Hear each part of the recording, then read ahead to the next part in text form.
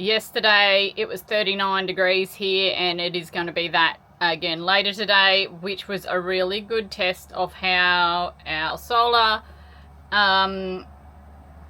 handles the air conditioner. So I had the air conditioner on pretty high yesterday and last night for about 7.5 hours total, and it does cool this space down very well. Being like essentially a big fiberglass box, it does cool the space down quite well.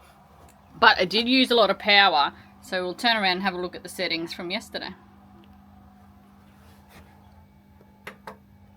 Okay, let's see, get this where we can read it.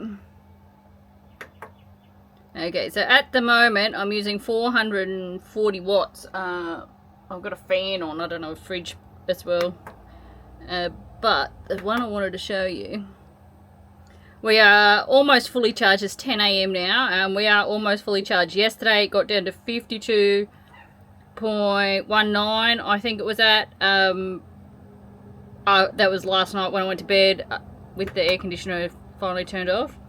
We are putting in 634 watts. It is a bit hazy this morning, but yesterday at one point we were putting in 1500 watts. Today we've yielded 2.3 kilowatts, but yesterday was, I think, our biggest kilowatt day ever.